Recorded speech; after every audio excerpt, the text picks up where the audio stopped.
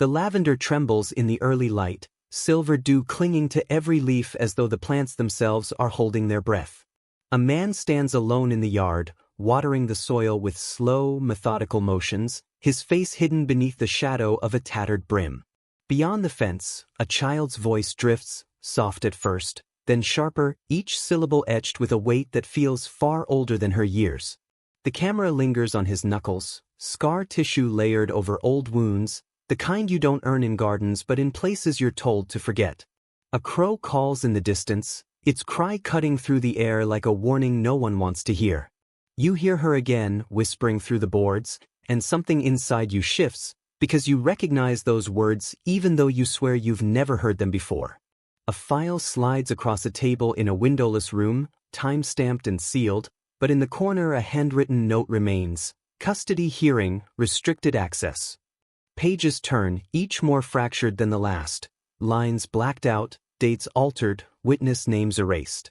Yet the same words return like echoes: soldier, child, silence. In a grainy clip buried deep in an old Reddit thread, a man steps out of a patrol car under a sickly yellow street lamp. Behind him, a house that looks exactly like this one, down to the chipped white paint and crooked porch light. The post claims it was recorded in 1998, yet another user swears they lived across from that house in 2019 and watched a girl trace shapes on the window glass late at night. Your chest tightens as the footage cuts to a close-up of crayon drawings, a dark square beneath a house, a key with 4 jagged teeth. The child's voice cracks over the audio, a plea hidden as play: "Please don't make me go back there." In the quiet between each frame, questions crawl in like fog. Who records these stories and uploads them in clusters that match sealed court dates? Who teaches a little girl to whisper the same phrase in different towns, in different years, always in the same hushed tone as if repeating an oath? An old welfare audit flashes on screen, redacted paragraphs hiding something far too deliberate. A single phrase escapes the black ink: civilian intervener status terminated.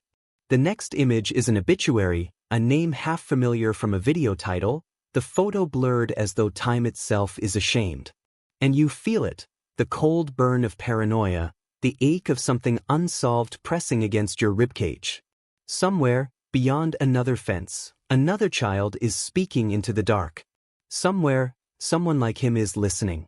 And somewhere in you, against every rational thought, you already know you believe her.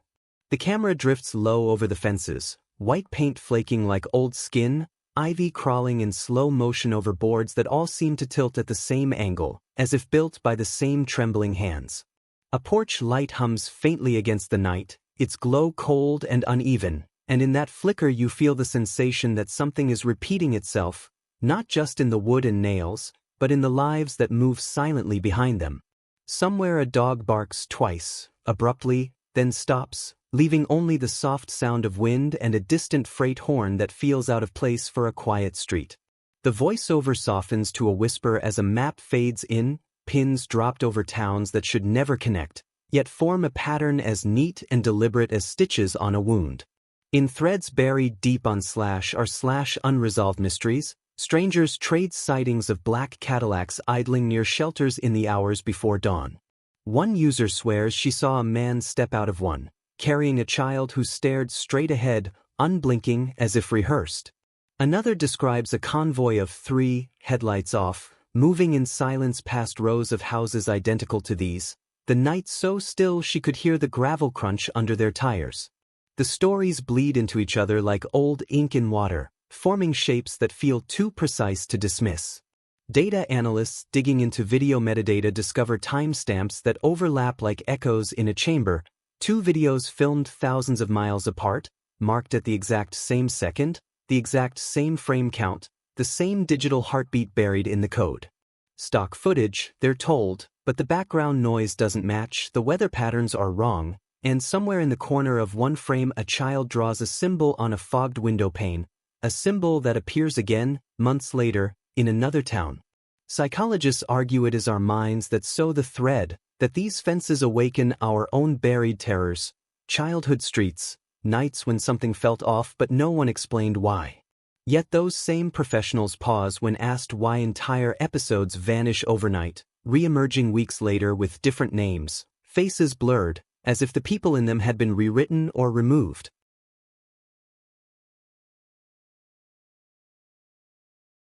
And as the camera lingers on one final fence, ivy trembling in the night wind, you feel the pulse of an unseen pattern tightening around you. How many homes have we passed without looking closely? How many doors hold voices we will never hear until it's far too late? He stands beneath the hum of a dying streetlight, pen scratching against a small notepad, his shadow stretching thin across cracked pavement. And though the image blurs with every flicker of the tape, you can feel his pulse in the rhythm of each frantic stroke. He glances over his shoulder, slow, deliberate, as if the act of watching has become dangerous, as if there are eyes beyond yours fixed on him in that moment. The night breathes around him, a moth spinning in the glow, the distant slam of a car door, the faint cry of something feral in the dark. He does not move closer to the house. He simply stands, observing, recording, waiting for a moment only he can see. Buried in FOIA dumps, hotline transcripts whisper about men who appear at scenes no one else noticed, filing anonymous reports of screams behind walls, lights left on in empty rooms, children ushered into cars at hours that don't make sense. No names. No return numbers. Just a line of handwriting at the bottom of the page. He never sleeps. The tape jumps, static biting the edges, and now he is sitting in a rust-stained sedan, engine off, eyes fixed on a window lit from within by the pale blue glow of a television left playing to no audience. On /r/nosleep, a user recounts seeing him twice, once outside her grandmother's farmhouse in 1997, once outside her apartment in 2018, and both times, she writes, he lifted the same notebook as if to shield his face. Another thread unspools photographs across decades, blurred profiles at the edges of rescues, house fires, missing child vigils, all with the same posture, the same worn leather shoes scuffed at the toes. The captions differ, the locations scatter across the map, but the pattern remains, haunting in its precision. A study on survivors' guilt scrolls silently across the screen. Those who fail to save their own often create rituals of vigilance, haunting the edges of strangers' lives, keeping watch so no one else has to feel what they felt. The paper ends with a question that feels too pointed for coincidence. What if their watch was never sanctioned, never acknowledged, but necessary all the same? The clip ends with him standing alone, head tilted just enough that you know he hears the camera, knows you are watching him even now. A face you cannot see. A name no one remembers. A shadow stitched from too many witnesses, too many stories. A man who writes so the silence cannot win. And somewhere in the darkness, you wonder if he is still out there, standing just beyond your fence, pen in hand, never sleeping. Ask ChatGPT. The drawing trembles slightly in the child's hand, crayon lines pressed so hard they've torn the paper, a crooked key with 4 jagged teeth, a darkened square beneath the shape of a house, and the camera lingers long enough that the silence becomes unbearable. You can hear her breathing, shallow and uneven, as though speaking about it would break something fragile inside her. Somewhere, an air vent hums. Somewhere else, a door creaks though no one moves. The image cuts to another hand, different skin tone, different age, holding a nearly identical drawing found in a shelter 3 states away, dated a year before the channel even existed. The ink is faded, but the shape is the same. You feel your throat tighten, not from fear but from the weight of patterns you can't explain. In forgotten archives of old forums, threads still linger like ghosts, parents sharing stories of children who wake screaming about hidden rooms, of sketches they find under pillows and burn before anyone else can see. The words don't open, it appear again and again, in different handwriting, in different years, until they lose all context and become a chant. Linguists analyzing the voiceovers isolate those same phrases buried deep in the audio mix, whispered beneath the main narration as if someone else is speaking through the story itself. Not again. Don't open it. Then a voice, distorted, anonymous, emerges from a leaked voicemail, a former set designer confessing she recognized the interior of one episode. She built it once, years ago, for a reenactment in a case that was never solved. The wallpaper, the window angles, even the floor vent matched exactly. She said she asked the producer how they got access and was told never to ask again. Viewers report a strange ache in their temples after binge-watching, an uneasy familiarity with places they have never been. One man writes that he dreamt of a lavender fence and woke to find dirt under his fingernails. Another swears he recognized the cracked tiles in a kitchen scene because he grew up stepping over them, though that house burned down 20 years ago. The camera returns to the child, still clutching her drawing, eyes wide and distant, as if she's watching something just beyond the lens. Somewhere in the editing suite, someone decided to leave these fragments in, these artifacts that should not exist, these testimonies masquerading as fiction, and as the screen fades to black you feel it settle deep inside you. The unsettling thought that you've just seen something no one was meant to see, and that the walls around you might be holding their own dark square, waiting. Ask ChatGPT. The porch light burns like a weak star in the black throat of night, humming faintly as moths orbit and die against its glass. Behind the curtain, a child's shadow presses close, small fingers tracing invisible shapes on fogged glass, movements so quiet they barely disturb the dust. On the sidewalk just beyond the reach of the light stands the neighbor, the man with the notebook, his coat collar turned up against a wind that does not move the trees.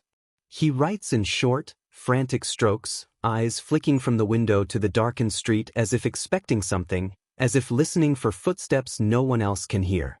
In the distance, the low wail of a siren rises and falls, winding through the silence like a lullaby for the doomed. You feel the weight of every second stretching out, a question coiling in your chest like wire. Why did no one move? Why did no one open that door? The footage pauses on an upload date burned into the corner of the screen. At first it seems ordinary until someone drags it against a timeline of vanished court case records, sealed files that disappeared from small municipal databases within hours of each release. A custody hearing gone, a domestic violence report scrubbed, a foster placement inquiry deleted. Each erasure is a shadow hidden beneath a carefully crafted story, and the channel releases another video as if nothing has happened. Threads on X erupt at midnight, anonymous profiles dropping cryptic lines. The actors aren't actors, these are the only records left, watch before it's taken down. Then the posts vanish, leaving only screenshots saved by night watchers who refuse to sleep. In a dim apartment hundreds of miles away, someone clicks play again. Psychologists say we watch because these stories scrape at wounds we don't admit we have, childhood nights staring at ceilings, listening for footsteps, waiting for someone to come home who never did. The comments fill with strangers confessing memories triggered by simple shots of fences and kitchen tiles, as though the videos stitch together pieces of their own lives they never wanted to find. It is not comfort that draws them back but something heavier, guilt sharpened into obsession, a need to know if this time the child will be saved, if this time the soldier will arrive in time, if this time they will not be too late. And still, deeper in the feed, Redditors dig, tracing blurred faces and clipped names to real obituaries in forgotten towns. A girl with the same scar as a smiling child in an old episode. A man's funeral notice matching the exact age and build of a supposed actor who once carried a trembling boy from a burning shed. None of it explained, none of it denied. The camera returns to the fence one last time, its boards warped and splintered, ivy crawling like veins over rotting wood. The shadow at the window is gone now. The porch light flickers. The notebook closes with a soft snap, and the man walks away into the dark, leaving only a silence thick enough to crush the breath from your lungs. You stand there, watching the empty window, feeling the slow burn of something you can't name, the kind of guilt that doesn't fade but digs deeper with every passing night, as the lights go out one by one. Ask Chad says.